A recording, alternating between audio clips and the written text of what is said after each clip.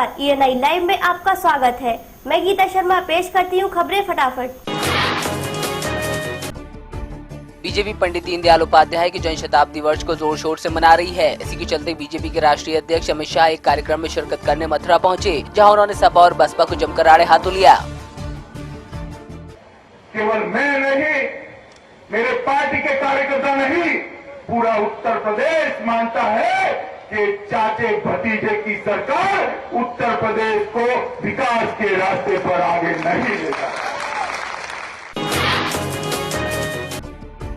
आगरा में मुस्लिम वोटरों को साधने के लिए बहुजन समाज पार्टी की ओर से सूर सदन में 2 विधानसभा क्षेत्रों का कार्यकर्ता सम्मेलन आयोजित किया गया, जहां बसपा के फायर ब्रांड नेता नसीमुद्दीन सिद्दीकी ने कहा कि मुसलमानों का सम्मान बसपा में ही है। उन्होंने कहा कि अगर मुसलमानों को अपना खोया हुआ सम्मान चाहिए तो मायावती को सूबे की सत्ता में वापस लाना होगा। जहां एक तरफ महोबा के तालाबों को संवारने में सीएम अखिलेश यादव ने ठोस कदम उठाए, तो वहीं महोबा जिलाधिकारी वीरेश्वर सिंह का योगदान भी इसमें सराहनीय है। इसी के चलते प्रसिद्ध रोटी बैंक और बुंदेलखंड सरोवर पर्यावरण सुधार समिति की ओर से सीएम अखिलेश यादव और जिलाधिकारी वीरेश्वर सिंह को सम्मानित किया गया। जौनपुर में अपने दोस्तों के साथ तालाब पर नहाने गया 13 वर्षीय किशोर तालाब में डूब गया। घटना के बाद पूरे गांव में कोहराम मच गया। पूरा मामला बाराखुर्द गया का है। बताया जा रहा है किशोर अपनी नानी के घर बाराखुर्द आया हुआ था। मिर्जापुर में ट्रक और मार्शल गाड़ी के बीच जोरदार टक्कर हो गई, जिसमें एक शख्स की मौत हो गई, जबकि 12 लोग गंभीर रूप से घायल हो गए, जिनको इलाज के लिए जिला अस्पताल में भर्ती कराया गया है।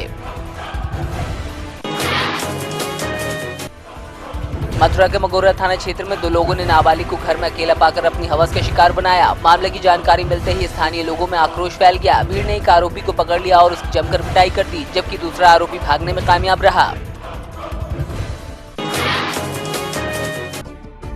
फतेहपुर कलेक्ट्रेट परिसर में पुलिस अधीक्षक काला नितिन ऐथानी ने चेकिंग अभियान चलाया। इस दौरान बिना नंबर की गाड़ी देखने पर उसकी डिग्गी खुलवाई गई। डिग्गी के अंदर अलग अलग अधिकारियों और प्रधानों की मोहरें बरामद हुई। पुलिस अधीक्षक ने पकड़े गए शख्स के खिलाफ तुरंत कार्रवाई करने के आदेश दिए। हालांकि पकड़ा गया शख्स खुद को निर्दोष बताता रहा।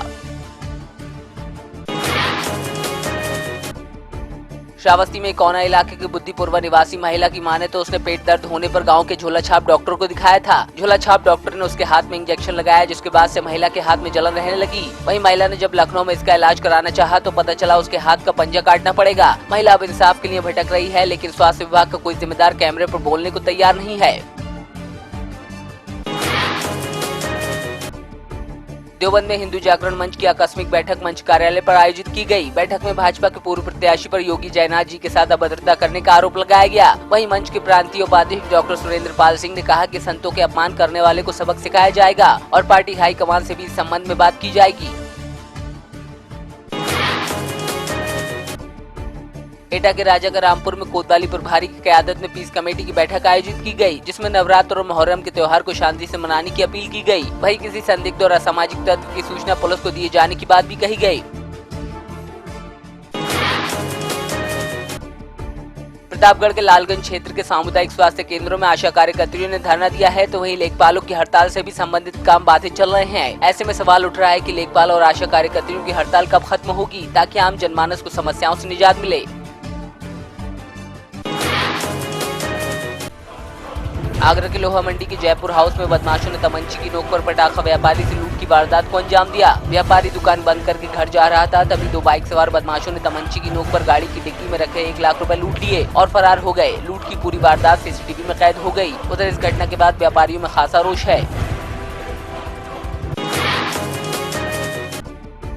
रामपुर में काठगोदाम हाईवे चौड़ीकरण की जद में आ रहे किसानों के मकानों और दुकानों को बचाने के लिए धरना दिया गया। भारतीय किसान यूनियन भानुगुट के कार्यकर्ताओं की मांग थी कि 2012 के सर्किल रेट से मुआवजा नहीं लिया जाएगा, बल्कि मौजूदा सर्किल रेट से 4 गुना मुआवजा लिया जाएगा।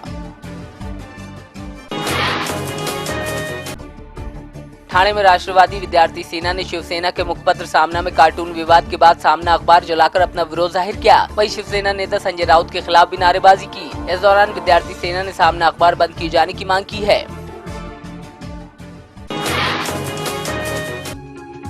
सतना नगर निगम में MIC की बैठक संपन्न हुई। बैठक में कई मुद्दों पर चर्चा हुई। वहीं इससे पहले शहीद भगत सिंह की जयंती के मौके पर कैंडल जलाकर महापौर ने बैठक का आगाज किया और शहीद आजम को श्रद्धांजलि दी।